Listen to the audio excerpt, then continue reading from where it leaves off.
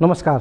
Kathmandu महानगरका mayor Balen शाहले आफ्नो नेतृत्वमा हालसम्म गरिएका काम र प्राप्त उपलब्धिहरू आज सुनाएका छन् र आगामी वर्षका लागि गर्न आँटेका आफ्ना योजना र कामहरूको फेहरिस्त पनि पेश गरेका छन्। निकै महत्त्व र अर्थपूर्ण छ मेयर बालेन शाहको आर्थिक वर्ष 2080-81 को नीति तथा कार्यक्रमका क्रममा उनले प्रस्तुत गरेका उपलब्धि र आगामी योजनाका बारेमा दिएको आजको विवरणहरू। मेयर बालेन शाह र काठमाडौँ महानगरपालिका केन्द्र सरकार, प्रदेश सरकारदेखि स्थानीय तहसम्मका लागि अनुकरणीय र उदाहरणीय बन्न सक्छन्। निकै चर्चाको महानगर छ यो। यति बेला देशको राष्ट्रिय केन्द्रीय राजधानी पनि भएको महानगर भएका कारणले पनि यसका योजनाहरू महत्त्वपूर्ण हुन्छन्। त्यसैले आज हामी मेयर बालेन शाहको उपलब्धि के रहेछन् र उनले अब आगामी वर्षका लागि गर्न आँटेका योजनाहरू के रहेछन् त्यसको सटिक उतार गरेर जानकारी लिनेछौँ। दर्शकबिन, संसद विकास कोष पाउनु भएपछि बल्ल सांसदहरू वडा अध्यक्षको लेभलमा आउनुभयो। वडा अध्यक्षकै काम गर्न मन भए किन सांसद बन्नुहुन्छ माननीय ज्यूहरू भन्दै सांसदहरूले 5 करोड बजेट चलाउन पाउने व्यवस्था विरुद्ध काठमाडौँका मेयर बालेन शाहले यसअघि नै सार्वजनिक टिप्पणी गरेका थिए। संसदीय विकास जुन संसद कोष छ त्यसको चाहिँ मेयर बालेन शाह विरोधमा उत्रेका थिए। आज मेयर शाहले काठमाडौँ महानगरपालिका भित्रका संसदीय निर्वाचन क्षेत्रमा सांसदहरूले महानगरको पूर्व सहमति नलिई आफ्ना योजना छनौट गर्न नपाउने शर्त तय गरेका छन्। आज मेयर शाहले प्रस्तुत गरेको आर्थिक वर्ष 2080-81 को नीति तथा कार्यक्रममा लेखिएको छ, सङ्घ तथा प्रदेशबाट प्राप्त हुने सङ्घीय क्षेत्र पूर्वाधार विकास कार्यक्रममा महानगरको पूर्व सहमति एवं समन्वय बिना छनौट भएको योजना तथा कार्यक्रम कार्यान्वयन नगरिने व्यवस्था गरिनेछ भनेर। प्रतिनिधि सभाका सांसदहरूले छनौट गरेका योजना सङ्घीय सरकारले कार्यान्वयन गर्ने अनि प्रदेश सभा सांसदले छनौट गरेका योजना प्रदेश सरकारले कार्यान्वयन गर्ने व्यवस्था रहँदै आएको थियो यसअगाडि। अब महानगरको पनि त्यसमा चासो र हस्तक्षेप हुने भएपछि कम्तीमा काठमाडौँ महानगरभित्र संसद विकास कोषको दुरुपयोगलाई नियन्त्रण गर्न पक्कै यो प्रभावकारी असरदार हुनेछ। अन्तका स्थानीय निकायले पनि यसको सायद सिक्को चल्नेछ होला। काठमाडौँ जिल्लामा 10 वटा प्रतिनिधि सभा निर्वाचन क्षेत्र र 20 वटा प्रदेश सभा निर्वाचन क्षेत्र छन्। तीमध्ये प्रतिनिधि सभाका 9 वटा र प्रदेश सभाका 12 वटा निर्वाचन क्षेत्र काठमाडौँ महानगरपालिका भित्र पर्छन्। मेयर बालेन शाहले नीति तथा कार्यक्रम वाचनका क्रममा हालसम्मका उपलब्धि सुनाएका छन्। पहिले उनका उपलब्धिहरू के रहेछन् त्यो हामीले सुन्नेछौँ। सठिकमा हामीले यसलाई उतार गरेका छौँ अनि आगामी योजना उनका झनै सुन्न लायक छन्। पहिले मेयर बालेन शाहका प्रमुख उपलब्धिहरू सुनौँ। काठमाडौँ महानगरपालिका क्षेत्रभित्रका विद्युत, टेलिफोन, केबल टेलिभिजन, इन्टरनेट लगायतका 30 ट्रक तार हटाई व्यवस्थापन गरिएको छ। सामाखुसी खोला अतिक्रमण गरी बनेका अनाधिकृत संरचनाहरू हटाउने कार्य सञ्चालन भइरहेको छ। नदी नालामाथि अतिक्रमण गरी बनाइएका अनाधिकृत भवन संरचना हटाई नदीको बहाव क्षेत्र दायाँ बायाँका सार्वजनिक क्षेत्र संरक्षण गर्नुका साथै नदी करिडोर विकासमा अग्रसरता लिइएको छ। महानगरको थुप्रै स्थानमा अनाधिकृत रूपमा अतिक्रमित गरी निर्मित भवन संरचना हटाइएको छ र हटाउने क्रम निरन्तर जारी पनि छ। लुकुचा खोलाको बहाव क्षेत्रलाई खुल्ला गर्न भएको प्रयासबाट नदीको खुला हुन पाउने स्वाभाविक प्राकृतिक र कानुनी आधार स्थापित भएको छ। चालु आर्थिक वर्षमा 123 रोपनी सार्वजनिक जग्गाको संरक्षण, 24 वटा नयाँ पार्कको निर्माण, 1700 वटा स्मार्ट सडक बत्ती जडान, 42 किलोमिटर सडक कालोपत्रे, 7 किलोमिटर नयाँ ढल निर्माण, 1500 मिटर फुटपाथ निर्माण, सार्वजनिक शौचालयहरू र सामुदायिक विद्यालयका भवनहरू निर्माण तथा मर्मत लगायतका पूर्वाधार विकासको कार्यहरू भएको छ। पैदल यात्रीहरूलाई सहज आवागमनका लागि फुटपाथको उपयोग सहज र सरल बनाइएको छ। काठमाडौँ महानगरपालिकाका 32 वडा स्थित जडीबुटी चोक, मैतीदेवी चोक, चमती जग्गा एकीकरण आयोजना र पुरानो बस पार्क गेटमा रहेका अनाधिकृत संरचना हटाई सवारी आगमनलाई सहज बनाइएको छ। भूमिगत वा भुइँ तलामा पार्किङ वा भण्डारण जुन प्रयोजनका लागि भवन निर्माण गर्न स्वीकृति लिएको थियो सो बाहेक अन्य प्रयोजनमा प्रयोग गर्न नपाइने व्यवस्था कडाइका साथ लागू गरिएको छ। अन्य प्रयोजनमा रहेका 95,538 वर्गफिट भूमिगत क्षेत्रलाई खाली गरी भूमिगत पार्किङ क्षेत्र कायम गरिएको छ। 1,80,756 वर्गफिट कालोपत्रे सडक क्षेत्रमा रहेका पार्किङ हटाई सवारी आवागमनलाई सहज बनाइएको छ। 16,700 57 अनाधिकृत पार्किङ गरिएका सवारी साधन पक्राउ गरी कारबाही गरिएको छ। गैरकानुनी रूपमा सञ्चालित 231 वर्कसपलाई कारबाही गरिएको छ।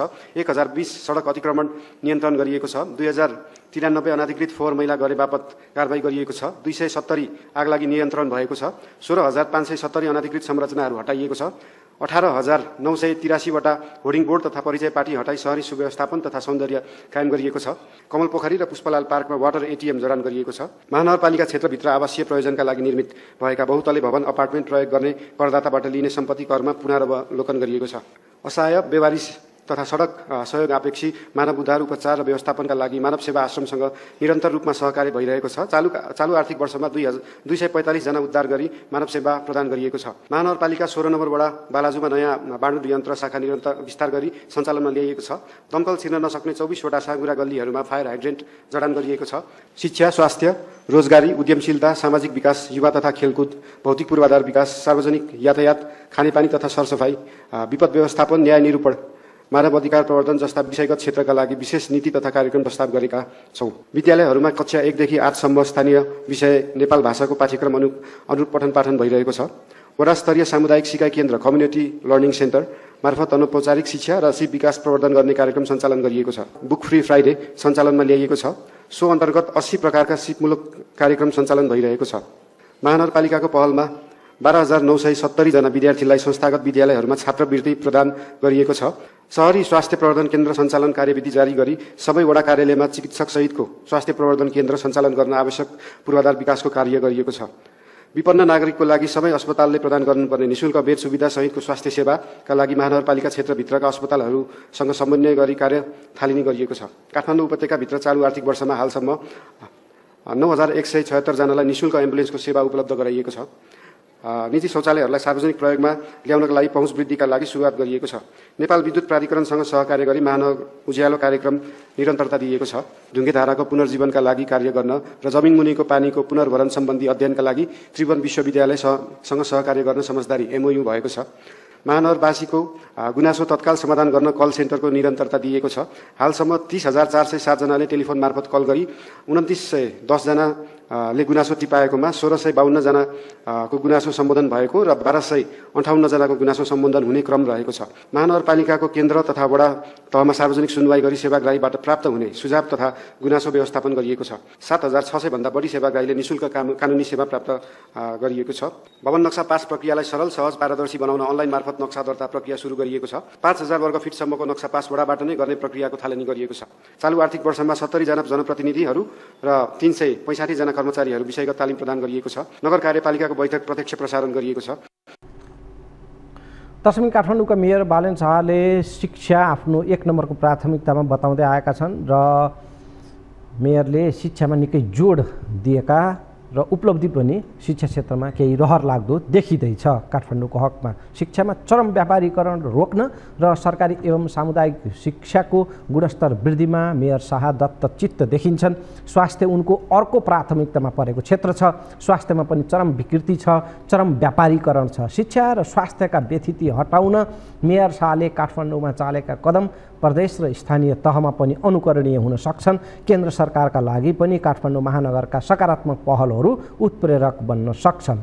त्यसैले पनि यो जान्न र सुन्न यति बेला जरुरी छ कि आगामी वर्षका लागि के छन् त काठमाडौँ महानगरका प्राथमिक योजना र कार्यक्रमहरू, त्यो सुनौँ। काठमाडौँ महानगरपालिका वडा नम्बर 32 स्थित तिनकुनेको जग्गाको मुआब्जा सम्बन्धी विषयको समस्या समाधानका लागि सङ्घीय सरकारसँग ठोस पहल गरी उक्त स्थानमा अन्तर्राष्ट्रिय स्तरको पार्क निर्माण गर्ने योजनालाई निरन्तरता दिइनेछ। सङ्घ तथा प्रदेशबाट प्राप्त हुने संसदीय क्षेत्र पूर्वाधार विकास कार्यक्रम महानगरपालिकाको पूर्व सहमति एवं समन्वय बिना छनौट भएका योजना तथा कार्यक्रम कार्यान्वयन नगरिने व्यवस्था गरिनेछ। सामुदायिक विद्यालयहरूमा अध्ययनरत विद्यार्थीहरूका लागि नियमित स्वास्थ्य परीक्षण सेवा सञ्चालन गर्न 1 विद्यालय 1 नर्स, मनोसामाजिक परामर्शका लागि 1 विद्यालय 1 सामाजिक सहजकर्ता परिचालन गर्ने कार्यक्रमलाई सञ्चालन गरिनेछ। साथै संस्थागत विद्यालयहरूमा अध्ययनरत विद्यार्थीहरूको नियमित स्वास्थ्य जाँच भए नभएको अनुगमन गरिनेछ। सामुदायिक विद्यालयका छात्राहरूका लागि निःशुल्क सेनिटरी प्याड र प्याडको डिस्पोजल मेसिन एवं विद्यार्थीका लागि लकरको व्यवस्था गरिनेछ। महानगरपालिका क्षेत्रभित्र 1 निर्दिष्ट नगर अस्पताल स्थापना गरी सञ्चालनमा ल्याइनेछ। निजी तथा सामुदायिक अस्पतालको सहकार्यमा सुलभ फार्मेसी स्वर्णिम योजना सञ्चालनमा ल्याई महानगरवासीलाई औषधि खरिदमा सहुलियत दिइनेछ। सार्वजनिक जग्गाहरू अतिक्रमण गरी बनाइएका अनाधिकृत संरचनाहरू हटाई खुल्ला क्षेत्रको रूपमा विकास गरिनेछ। सार्वजनिक शौचालयको सुविधा उपलब्ध गराइनेछ। प्रत्येक बस स्टपलाई परम्परागत रूपमा फल्चाहरूमा रूपान्तरण गरिनेछ। बस स्टप रहेका स्थानहरूमा जग्गा उपलब्ध भएसम्म सार्वजनिक शौचालय, खानेपानी तथा फ्री वाइफाई जडान गरिनेछ। महानगरपालिका सम्पूर्ण सडकहरूलाई आगामी 3 वर्षभित्र गुणस्तरीय पक्की सडक रूपान्तरण गर्ने र सडक पेटीको स्तरोन्नतिका लागि धुलोरहित काठमाडौँ गौरवको योजना तर्जुमा गरी सञ्चालनमा ल्याइनेछ। सडक निर्माण कार्यलाई थप व्यवस्थित एवं गुणस्तरीय बनाउनका लागि आफ्नै आसफाल्ट प्लान्ट स्थापना गरी सञ्चालनमा ल्याइनेछ। सडक पेटीमा रहेका अवरोधहरू जस्तै ट्याङ्की, पर्खाल, बिजुली तथा टेलिफोन पोल तथा डिस्ट्रिब्युसन बक्स, कम्युनिकेसन बक्स जस्ता संरचनाहरू स्थानान्तर गर्ने अव्यवस्थित रूपमा रहेका तारहरूको उचित व्यवस्थापन गरिनेछ। महानगरपालिका क्षेत्रभित्रका सडक, रेलिङ वाल, कार्यालय परिसर, पार्क लगायतका क्षेत्रहरूलाई निरन्तर रूपमा सरसफाई, रङरोगन तथा चित्रकला, विद्युतीय व्यवस्थापन, हरियाली प्रवर्धनका माध्यमबाट सुव्यवस्थित र सुन्दर बनाउनका लागि सुन्दर महानगर स्वर्णिम योजना सञ्चालन गरिनेछ। उज्यालो सहरको कार्यक्रम सञ्चालन गरिनेछ। महानगरका विभिन्न स्थानमा हाइमास्ट लाइट जडान गरिनेछ। प्लास्टिकहरूलाई निषेध गर्ने, प्लास्टिकको फुलगुच्छा उत्पादन, बिक्री, वितरण र आयातका साथै 40 माइक्रोनभन्दा पातला प्लास्टिकको झोलालाई प्रयोगमा ल्याउन नदिने महानगर क्षेत्रमा प्रतिबन्ध लगाइनेछ र यसको कार्यान्वयनलाई प्रभावकारी बनाइनेछ। नदीनालाहरूको नियमित सरसफाई गर्न नदी सरसफाई स्वर्णिम योजनाका रूपमा सञ्चालन गरिनेछ। यसका लागि आवश्यक उपकरणहरू खरिद गरी संस्थागत क्षमता विकास गरिनेछ। साथै बागमती तथा विष्णुमती नदीमा फोहोर पानी प्रशोधन केन्द्रको स्थापना गर्ने प्रक्रिया सुरु गरिनेछ। काठमाडौँ महानगरपालिकाले आवश्यक पर्ने सवारी साधन खरिद गरी विद्युतीय सवारी साधन खरिद गर्ने नीति लिइनेछ। सार्वजनिक स्थानहरूमा धूम्रपान तथा श्रुतिजन्य पदार्थको प्रयोगलाई तथा बेचबिखनलाई पूर्ण रूपमा रोक लगाइनेछ। महानगर क्षेत्रभित्र सञ्चालन हुने सार्वजनिक सवारी साधनहरूमा अनिवार्य रूपमा GPS जडान गरी एप मार्फत आबद्ध गरिनेछ। उपत्यकाभित्र रात्रिकालीन सार्वजनिक सवारी साधन सञ्चालन गर्ने आवश्यक समन्वय एवं प्रवर्धन गरिनेछ। वार्षिक रूपमा 1 लाख रुख बिरुवा रोपी महानगरलाई हराभरा बनाउन मेरो सहर हरित सहर गौरवको योजनाको रूपमा कार्यक्रम सञ्चालनमा ल्याइनेछ। महानगरपालिका क्षेत्रभित्रका होटल, कार्यालय, सङ्घ संस्थाहरूले अनिवार्य रूपमा आकाशे पानी सङ्कलन तथा पुनर्भरणको व्यवस्था गर्नुपर्ने विषयलाई नीतिगत प्रबन्ध गरिनेछ। स्थानीय समुदायमा प्रचलनमा रहेका स्थानीय पेय पदार्थलाई निजी व्यवसायहरूसँग सहकार्य गरी ब्रान्डिङ गरी राष्ट्रिय तथा अन्तर्राष्ट्रिय बजारमा बिक्री वितरण गर्न सहजीकरण गरिनेछ। स्थानीय स्तरमा उत्पादित स्थानीय पेय पदार्थ तथा परम्परागत वस्तुहरूको ब्रान्डिङ गरी निर्यात गर्ने, कम्तीमा 5000 नयाँ रोजगारीको सृजना गर्ने, 32वटै वडामा स्वास्थ्य प्रवर्धन केन्द्र, 1 वटा सुलभ फार्मेसी, 1 वटा केन्द्रीय ल्याब सञ्चालनमा ल्याई महानगरवासीको स्वास्थ्य सेवा पहुँच अभिवृद्धि रूपान्तरण गर्ने लक्ष्य लिएको छ। महानगरपालिकाभित्र स्वास्थ्य संस्थाहरूको प्रतिको जनविश्वास र सेवाग्राहीको सङ्ख्या 100% वृद्धि हुने लक्ष्य रहेको छ। वन स्टप सर्भिस सेन्टर, सार्वजनिक यातायात तथा सवारी पार्किङ महानगरको सेवा प्रभावपूर्ण डिजिटल रूपमा सञ्चालनमा ल्याइनेछ। महानगरपालिका क्षेत्रभित्र रहेका सम्पूर्ण सडकहरू पक्की सडकमा रूपान्तरण भएका हुनेछन्। पूर्वाधार एम्बुलेन्सलाई प्रभावकारी रूपमा सञ्चालन गरी सम्पूर्ण सडकहरूलाई खाल्डाखुल्डी रहित बनाउने लक्ष्य लिएको छ। सम्भव भएसम्म 1 वडा 1 खेल मैदान, 1 वडा 1 पार्क निर्माण, वार्षिक रूपमा कम्तीमा 1 लाख वृक्षारोपण गर्ने लक्ष्य लिएको छ। फोहोर मैलाको दिगो व्यवस्थापन, प्रदूषण नियन्त्रण, खुला क्षेत्रको पहिचान तथा संरक्षण, खोला नालाको नियमित सरसफाई, डुबानको समाधान तथा हरियाली प्रवर्धन गर्ने जस्ता पर्यावरण मैत्री कार्यक्रमहरू तर्जुमा गरी कार्यान्वयन गरिनेछ। प्रविधि मैत्री प्रशासनका माध्यमबाट राजस्वको दायरा फराकिलो बनाइनेछ। योजना तर्जुमा, बजेट विनियोजन, कार्यान्वयन तथा अनुगमन एवं मूल्याङ्कनमा प्राविधिकको अधिकतम प्रयोग गरी नतिजामुखी पुँजीगत खर्चमा वृद्धि गरिनेछ। महानगरपालिका क्षेत्रभित्रका सम्पूर्ण विद्यालयको पूर्वाधार विकास तथा शैक्षिक स्तर सुधारका लागि शिक्षा विकास योजना तर्जुमा गरी कार्यान्वयनमा ल्याइनेछ। संस्थागत विद्यालयहरूको व्यवस्थापन तथा पठन पाठन कार्यको नियमित नियमन माध्यमबाट नाफामुखी शिक्षालाई दुरुत्साहित गरी सेवामुखी शिक्षा विकासका लागि संस्थागत संयन्त्र सञ्चालन गरिनेछ। सामुदायिक विद्यालयमा अध्ययन गर्ने बालबालिकाहरूमा राष्ट्रिय तथा अन्तर्राष्ट्रिय स्तरमा प्रतिस्पर्धा गर्न सक्ने क्षमताको विकास गर्न आधारभूत प्रविधिक ज्ञान र सिपका साथै तन्दुरुस्त जीवनका लागि खेलकुद र त्यसलाई आवश्यक पर्ने पूर्वाधार सहितका गरी खाने शिक्षा महानगरको इच्छा भन्ने नाराका साथ शिक्षा गुणस्तर अभिवृद्धि गर्न महानगर गौरवका योजना तर्जुमा गरी कार्यान्वयनमा ल्याइनेछ। निजी स्तरमा सञ्चालित शैक्षिक परामर्श सेवा केन्द्र, कोचिङ सेन्टर, तालिम केन्द्र, छात्रावास आदिको प्रभावकारी नियमन गरिनेछ। विद्यालयको पाठ्यक्रममा स्थानीय भाषा, नैतिक शिक्षा, प्राविधिक शिक्षालाई प्राथमिकतामा राखी राष्ट्रिय तथा अन्तर्राष्ट्रिय शैक्षिक संस्थाहरूसँग शिक्षण सिकाइका अनुभवहरू आदान प्रदान व्यवस्था मिलाइनेछ। 1 वर्षको अवधिमा नीति तथा कार्यक्रमको कार्यान्वयनबाट प्राप्त उपलब्धि सन्तोषजनक रहेको देखिन्छ। यद्यपि चालू आर्थिक वर्षको नीति विश्लेषण गर्दा 100% कार्यान्वयनमा आउन सकेको भने देखिँदैन। सार्वजनिक खरिद प्रक्रिया, योजना छनौट र संस्थागत क्षमता आदिको समेत कारण अपेक्षिकृत नतिजा प्राप्त हुन सकेको देखिएको छैन। नगरसभाबाट पारित नीति तथा कार्यक्रमको 100% कार्यान्वयनका लागि संस्थागत क्षमतामा वृद्धि, आवश्यक संस्थागत संयन्त्र तथा कानुनी प्रबन्धको थप व्यवस्था गरी स्वीकृत कार्यक्रमलाई प्रभावकारी रूपमा कार्यान्वयन, अनुगमन र मूल्याङ्कन पद्धतिको विकास गर्न आवश्यक देखिएको छ। हामीले सुन्यौँ कि मेयर बालेन शाहले अपेक्षाकृत नतिजाहरू हासिल हुन नसकेको पनि स्वीकार गरेका छन्। त्यसका लागि संस्थागत संरचनादेखि खरिद प्रक्रियादेखि भएका व्यवस्था, ऐन कानुनहरू बाधक बनेका कुरा हामीले मेयरबाट सुन्यौँ। मेयर बालेन शाहले अहिलेसम्म प्राप्त गरेका उपलब्धि र आगामी योजनाहरू सुनाएका छन्। यसको सटीक अंशहरू, केही महत्त्वपूर्ण अंशहरू हामीले उतार गरेका हौँ, किनभने त्यो लगभग 1-1.5 घन्टा लामो उनको सम्बोधनका क्रमका यी महत्त्वपूर्ण अंशहरूलाई हामीले उतारेका हौँ। दर्शकबिन, अहिले प्रचण्ड नेतृत्वको सरकार छ, काङ्ग्रेस यसको टेको छ। काङ्ग्रेसका सांसदहरूको आडमा यो सरकार अडिएको छ। काङ्ग्रेसले तलमाथि गर्दा यो सरकारको स्थिति के होला त्यो भन्न सकिने स्थिति छैन। काङ्ग्रेसका सभापति शेरबहादुर देउवा सिङ्गापुर रहँदा यता सत्तामा रहेका साना दलहरूले, त्यसमा पनि प्रधानमन्त्री प्रचण्डको नेतृत्वमा समाजवादी मोर्चा बनेको छ। त्यो समाजवादी मोर्चा र यो सरकारको आयु बडा यो प्रासङ्गिक छ चर्चाका लागि र यो सान्दर्भिक पनि छ। त्यसमा हामी आज चर्चा गर्नेछौँ। आज योग दिवस, प्रधानमन्त्रीका मुखबाट योगका फाइदाहरू पनि संक्षेपमा हामी सुन्नेछौँ। उता पोखरामा चिनिया जहाज ओर्लिएको छ र BRI अन्तर्गत पोखरा विमानस्थल बनाइएको चीनको तर्फबाट अभिव्यक्ति आएको छ। यो अभिव्यक्ति महत्त्वपूर्ण छ र चीनबाट आज सोझै पोखरामा आएको पहिलो अन्तर्राष्ट्रिय जहाज ओर्लँदाका दृश्यहरू, जहाजको स्वागत र चिनिया नागरिकहरूको स्वागतको पनि हामी दृश्य हेर्नेछौँ। बाँकी अन्य प्रसङ्गहरू विश्रामपछि स्वागत छ। पोखरामा आज सोझै चीनबाट आएको जहाज अवतरण भएको छ। जहाजलाई पानीको फोहरासहित स्वागत गरिएको छ भने चिनिया यात्रु सोझै चीनबाट पोखरामा उत्रन पाउँदा गदगद देखिए। चिनिया यात्रुलाई पनि भव्य स्वागत गरिएको छ। ती दृश्य हेरौँला। आज महत्त्वपूर्ण छन्। आज अन्तर्राष्ट्रिय योग दिवस। संक्षेपमा प्रधानमन्त्री प्रचण्डबाट सुनौँ योगका फाइदाहरू। योग शारीरिक अभ्यास मात्र नभई निश्चित नियम, विधि र प्रक्रियामा रही अपनाउने वैज्ञानिक जीवनशैली र जीवन पद्धति हो। स्वस्थकर जीवनयापनका लागि व्यक्तिलाई शारीरिक, मानसिक र मनोवैज्ञानिक रूपमा सबल बनाउन योगले महत्त्वपूर्ण सहयोग पुर्याउँछ। शरीरलाई स्वस्थ र फुर्तिलो बनाउने तथा मनलाई स्वच्छ र शान्त बनाउने सबभन्दा राम्रो उपाय योग हो भन्ने कुरा इतिहास सिद्ध भइसकेको छ। नियमित योग अभ्यासबाट व्यक्तिको स्वास्थ्य अवस्था सुदृढ हुनुको साथै व्यक्ति तनाव मुक्त भई कार्यक्षमता वृद्धि हुने, रोग प्रतिरोधात्मक क्षमतामा पनि वृद्धि हुने, व्यक्तिमा सकारात्मक सोचको विकास हुने, अनुशासन र आन्तरिक ऊर्जा प्राप्त हुने, आत्मज्ञान प्राप्त र आत्मप्रेरणा हासिल भई काममा प्रभावकारिता आउने लगायतका सकारात्मक गुणको विकास हुन्छ भन्ने, तनावमुक्त शान्त मन, रोगमुक्त स्वस्थ शरीर, आघातमुक्त चित्त विकासमा योगको महत्त्वपूर्ण भूमिका रहन्छ।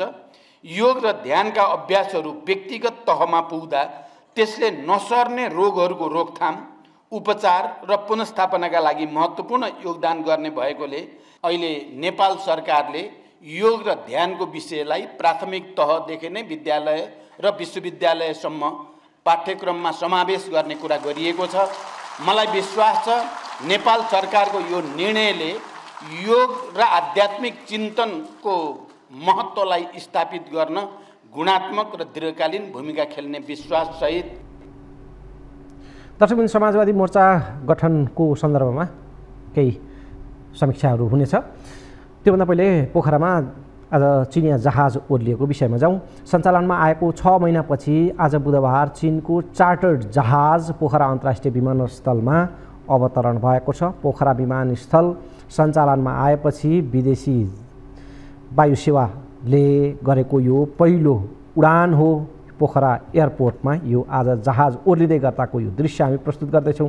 संस्कृति, पर्यटन तथा नागरिक उड्डयन मन्त्री सुदन किराँती सहितले पहिलो अन्तर्राष्ट्रिय उडानबाट पोखरा ओर्लने यात्रुहरूलाई आज स्वागत गरेका छन्। उक्त जहाजमा चीन भ्रमणमा रहेका राष्ट्रिय सभाका अध्यक्ष गणेश प्रसाद तिमिल सिन्हा सहितको नेपाली टोली पोखरा उत्रिएको थियो। नेपाली नेताहरू चीनमा भ्रमणमा थिए। चीनबाटै जहाज चढेर सोझै उनीहरू पोखरा ओर्लिएका हुन्। त्यस्तै आगामी शुक्रबार र शनिबार पोखरा स्थित फेवातालमा हुन लागेको नेपाल चीन फ्रेन्डसिप ड्रागन बोट फेस्टिभलमा सहभागी हुने चिनिया खेलाडी तथा पर्यटकहरू पनि यही जहाजबाट पोखरा उत्रिएका छन्। आज सोझै चीनबाट पोखरा। नेपालका लागि चिनिया राजदूत छ्यानसोङले पोखरा अन्तर्राष्ट्रिय विमानस्थल BRI परियोजना अन्तर्गत भएको बताएका छन्। यसअघि विमानस्थल उद्घाटनको क्रममा पनि नेपालस्थित चिनिया राजदूतले पोखरा अन्तर्राष्ट्रिय विमानस्थल BRI परियोजना अन्तर्गत बनेको भनेर प्रतिक्रिया टिप्पणी गरेका थिए र हामीले दृश्यमा देखिरहेका छौँ विमानस्थलमा जहाज ओर्लिएकाको पानीले त्यहाँ स्वागत गरिएको र यात्रुहरूलाई पोखरा विमानस्थलमा आज स्वागत गरिएका यी दृश्यहरू। पोखरा अन्तर्राष्ट्रिय विमानस्थलमा बुधबार पहिलो अन्तर्राष्ट्रिय व्यावसायिक जहाज अवतरण भएको छ। चीनको छेन्दुबाट सिचुवान एयरलाइन्सको न्यारबडी A319 जहाज बुधबार बिहान पोखरा अन्तर्राष्ट्रिय विमानस्थलमा अवतरण गरेको हो। पहिलो चार्टर्ड उडानको अवतरणपछि भएको पत्रकार सम्मेलनमा बोल्दै राष्ट्रिय सभा अध्यक्ष गणेश प्रसाद तिमिल सिन्हाले उडान नियमित रूपमा गर्न सके मात्रै पर्यटन प्रवर्धन हुने बताए। चिनिया जनकाङ्ग्रेसको स्थायी समितिका अध्यक्षज्यूसँगको हाम्रो भेटवार्तामा सबैभन्दा पहिले हाम्रा वार्ताका प्रसङ्गमा सबभन्दा पहिले तपाईको यो प्रस्ताव अनुसार त्यहाँ फेस्टिभलमा त जानु नै थियो। खेलाडीहरू जाँदै हुनुहुन्छ, जनप्रतिनिधिहरू पनि जाँदै हुनुहुन्छ, तर तपाईँ सहितको नै यो पहिलो सिचुवान एयरलाइन्सको उडानबाट पोखरा अवतरण गराउने हामीले निर्णय गरेका छौँ भनेर सुनाउनुभयो। संस्कृति पर्यटन तथा नागरिक उड्डयन मन्त्री सुदन किराँतीले पोखरा अन्तर्राष्ट्रिय विमानस्थलमा अन्तर्राष्ट्रिय उडान सुरु गर्नु पहिलो कदम भए पनि अब यसलाई निरन्तरता दिन आवश्यक रहेको बताए। उनले नेपाल र चीन बीचको सम्बन्ध सगरमाथा जस्तै अग्लो रहेको उल्लेख गरे। सगरमाथा विश्व शिखर मात्रै होइन, विश्वकै अग्लो सिमाना पनि हो। Mount Everest is not only the tallest peak of the world, it is also the tallest boundary of the world. यो भन्दा अग्लो सिमाना दुनियाँमा कतै छैन, तर अनौठो कुरा यो प्राकृतिक सिमाना जति अग्लो छ त्यो भन्दा अग्लो हामी दुई देश बीचको सम्बन्ध छ। नेपाल पर्यटन बोर्डका प्रमुख कार्यकारी निर्देशक डाक्टर धनञ्जय रेग्मीले नेपालमा चिनिया पर्यटकहरू वृद्धि हुनेमा विश्वस्त रहेको बताए। नेपाल चीन जोड्ने मुस्ताङको कोरोना नाका तत्काल खुलाउन सके नेपालमा पर्यटकहरूको वृद्धि हुने उनको भनाइ छ। मुस्ताङबाट चाहिँ नाका खोल्न सक्यौँ भने धेरैभन्दा धेरै चिनिया पर्यटकलाई बाटो रोडबाट नै पोखरा यो चाहिँ एउटा गेटले हुन सक्छ र यहाँबाट हामीहरू यो बाटो खोल्न सक्यौँ भने यो एउटा चिनिया पर्यटकको एउटा मुख्य आकर्षकको केन्द्र बन्न जान्छ र पक्कै पनि त्यो बेलामा हामीले यहाँ धेरै चिनिया पर्यटकहरूलाई एक त स्वागत गर्नेछौँ र कतिपय यो प्लेन स्पेशल एयरपोर्ट चलाउन पनि त्यसले सहयोग पुग्नेछ। सरकार र चिनिया सरकारी स्वामित्वको ठेकदार कम्पनी AMCE बीचको सम्झौतापछि 18 साउन 2073 देखि यो विमानस्थल निर्माण सुरु भएको थियो। CAMCE सँग मूल्य अभिवृद्धि कर सहित अमेरिकी डलर 24 करोड 40 लाख 40 हजारमा सम्झौता भएको थियो। पोखरा विमानस्थल बनाउन सरकारले चीनको एक्जिम बैंकसँग 2072 मा सम्झौता गरेर 1 अर्ब 37 करोड 87 लाख चिनिया युआन ऋण लिएको छ। अब अलिकति प्रसङ्ग यो पुष्पकमल दाहाल प्रचण्ड नेतृत्वको सरकार अहिले यति बेला नेपाली काङ्ग्रेसका सांसदहरूको सङ्ख्याको बलमा उभिएको छ। काङ्ग्रेस यसको आड भरोसामा रहेको छ। काङ्ग्रेसले जे कोटी चाल्छ यो सरकारले परिणाम भोग्नेछ। काङ्ग्रेसलाई सरकारले दिएको समर्थन फिर्ता लिँदाको क्षणमै प्रचण्ड सरकारका लागि खतराको घन्टी बज्दछ यो सरकारका लागि। तर त्यही काङ्ग्रेसका सभापति शेरबहादुर देउवा अहिले सिङ्गापुरमा छन्। उनी बाहिर रहँदा यता नेपालमा सत्तामा रहेका साना दलहरूले समाजवादी मोर्चा कसेका छन् काङ्ग्रेसलाई पाखा पारेर। स्वाभाविक रूपमा यो मोर्चाको अगुवा प्रधानमन्त्री प्रचण्ड नै छन्। मोर्चा वा भनौँ दलहरूको एउटा समूह यो सत्ताको सिन्डिकेट भनेर जनस्तरमा बुझाइ परेको छ। यस्तो मोर्चाको गठन हुने अघिल्लो दिन अर्थात् असार 3 मा अस्ति स्थिर सरकारका लागि समाजवादी मोर्चा आवश्यक भन्ने तर्क गरिएको थियो। असार 4 को घोषणा कार्यक्रममा प्रचण्डले प्रतिगामीहरू विरुद्ध युद्धका लागि मोर्चा गठन भएको भन्दै भाषण ठोकेका थिए। स्थिर सरकारका लागि मोर्चा गठन गरिएको भन्ने कुरा सत्य मान्ने हो भने सरकारलाई स्थिर राख्न चाहिने शक्ति नेपाली काङ्ग्रेस छ। यति बेला काङ्ग्रेस स्वयं मोर्चाभन्दा बाहिर छ। प्रतिगमन विरुद्ध लड्न मोर्चा कसिएको हो भन्ने हो भने नेपाल समाजवादी पार्टीका अध्यक्ष बाबुराम भट्टराई पनि मोर्चा बाहिरै छन्। यो समाजवादी मोर्चाको सबैभन्दा प्रखर वकालत गर्दै आएका र यसको खास प्रस्तावकका रूपमा रहेका बाबुराम भट्टराई पाखा पारिएका छन्। उनले मन दुखाएका छन्। प्रचण्डले आफूलाई एक प्रकारले उपयोग गरेको भनेर बाबुरामको चित्त दुखाइ छ। प्रश्न उठ्छ, उसो भए यो मोर्चा किन त? यसको औचित्य के हो त? मोर्चाको औचित्य पुष्टि गर्ने प्रयास मोर्चामा रहेका दलका पनि शीर्ष नेताहरूले मात्रै गर्दै आएका छन्। अन्य नेताहरूले त घोषणा सभामै शङ्का व्यक्त गरे। जो मोर्चामै संलग्न दलका नेताहरू छन् तल्लो तहका, उनीहरू नै यो मोर्चासँग त्यति धेरै सन्तुष्ट छैनन्। स्वतन्त्र नागरिक विश्लेषकहरूको टिप्पणी सुन्न त मोर्चाका नेताहरूलाई पनि साहस नै चाहिन्छ, किनकि मोर्चाका यो जो गठन भएको छ यसलाई सत्ताको लोभका रूपमा, सत्तामा एउटा सिन्डिकेट जसरी हुन्छ आफू सत्तामा रहने नियतबाट यो ग्रस्त रहेको भनेर त्यो खालको बुझाइ छ। किनभने मोर्चाबारे अपवाद बाहेक सबैले एक प्रकारले नकारात्मक विचारहरू टिप्पणीहरू व्यक्त गरिरहेका छन्। यसै पनि वर्तमान सरकार आलोचनाको भुमरीमै छ। आलोचनाहरूमै यो सरकार डुबुल्की मारिरहेको छ। जनताले खोजेको सुशासन, गुणस्तरीय सेवाको डेलिभरीमा यो सरकार निकम्मा जस्तो बनेको छ र सरकार देखेर आहा भन्न सकिने विषयहरू हालका लागि उपलब्ध छैनन्। सरकारले क्या बात, यो चिज चाहिँ राम्रो गरौँ भन्ने प्रकारको स्थिति केही देखिँदैन। यसो हुँदा मोर्चाका बारे प्रकट भएका टिप्पणीहरू, सामाजिक सञ्जालमा देखिने क्रिया प्रतिक्रियाहरू, मानिसहरूका विचार र विश्लेषणहरू पनि कपी पेस्ट अर्थात् जस्ताको तस्तै राख्ने अहिले स्थिति छैन। किनभने यसरी राख्दा मोर्चा कस्नेहरूको स्वास्थ्य बिग्रिने सम्भावना पनि रहन्छ। किनभने निकै यो मोर्चाका विरुद्ध सकारात्मक कम नकारात्मक बढी प्रतिक्रियाहरू व्यक्त भइरहेका छन्। आम रूपमा के भनिएको छ भने देश सत्तामा बसिरहने र देशलाई कसरी हुन्छ लुटी खान पल्केकाहरूले नयाँ मुखुन्डो लगाएर फेरि जनता ढाँट्नका लागि मोर्चा गठन गरेका हुन् भन्ने प्रकारको बुझाइ परेको छ। किनभने देशका लागि काम गर्नेहरूलाई यस्तो मोर्चा खास चाहिने स्थिति देखिँदैन। सत्तामा रहेका दलहरूको र सत्तामा नरहेका समेत दलको यो मोर्चाबारेको आम बुझाइ चाहिँ यही हो कि यो जनता झुक्क्याउनका लागि बनाइएको एउटा नयाँ समूह हो। यो एउटा सत्ता केन्द्रित सङ्गठन हो।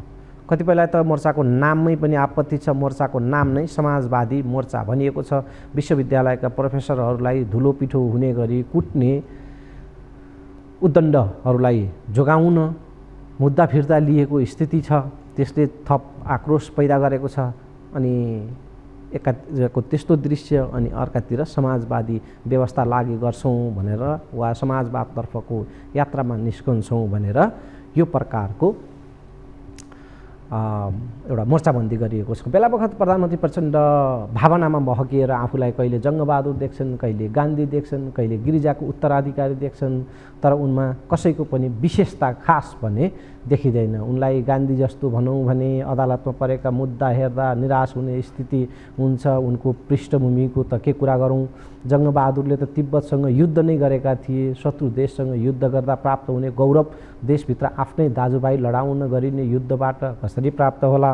अब गिरिजाको उत्तराधिकारी भनिरहँदा चाहिँ केही कुरा मिल्छ पनि होला कि किनभने सत्ताका लागि नैतिक अनैतिक सबै खाले हरकत गिरिजाले पनि गर्दै आएका थिए। परिवारवादमा पनि गिरिजा निकै आसक्त नै थिए। आफ्नो स्वार्थका लागि उनको एउटा जबरजस्त छवि बनेको थियो र त्यो गिरिजाकै नक्कल एक प्रकारले अहिले प्रचण्डमा उतारिएको छ। यसकारण गिरिजासँग प्रचण्डको केही गुणहरू मिल्न जान्छन्। जसरी गिरिजा सत्ताका लागि चरम सत्ताभोगी आफ्नो छविमा प्रस्तुत भए, प्रचण्डमा त्यो प्रकारको देखिन्छ। नेताहरूको स्वभाव चरित्र, झुकाव, विशेषता विशुद्ध रूपमा लालची, एक प्रकारले खन्चुवा भन्छ नि, कपटी, छली, घाती, अल्पबुद्धि, अनैतिक, गैर जिम्मेवार प्रकारको रहँदै आएको छ। त्यसका परिणामहरू देशले जनताले भोग्नु परेको छ। तर उद्देश्य चाहिँ अर्कोतर्फ समाजवादी शासन व्यवस्था ल्याउने। यो चाहिँ अब अलिकति आपत्तिजनक, अलि अपत्यारिलो जस्तो लाग्छ। समाजवादको यात्रा त्यति सहज छैन। मुखमा राम राम बगलीमा छुरा भने जस्तो नारा र उद्देश्यहरू अलि बृहत्तर, तर व्यवहारहरू कर्महरू सङ्कुचित प्रकारका छन्। प्रश्न त स्वाभाविक रूपमा आउँछ कि समाजवादको सपना पनि देख्न नपाउनु। सरस्वती सुन्दा प्रश्न त जायज छ, सपना त देख्न पाइन्छ, सपना नै नदेखि कसरी हुन्छ, तर दिउँसै देखेका सपनाको अर्थ हुँदैन भन्ने हामी सुन्दै आएका छौँ। त्यसमाथि नेताहरूको विवेकको भाँडोमा स्वार्थको बिर्को लागेको छ। यो बिर्कोले राम्रो सुन्न नसक्ने बनाएको छ, राम्रो हेर्न नसक्ने बनाएको छ। अर्थात् हाम्रा राजनीतिज्ञहरूलाई पुरापुर एक खालको पङ्गु बनेको स्थिति छ।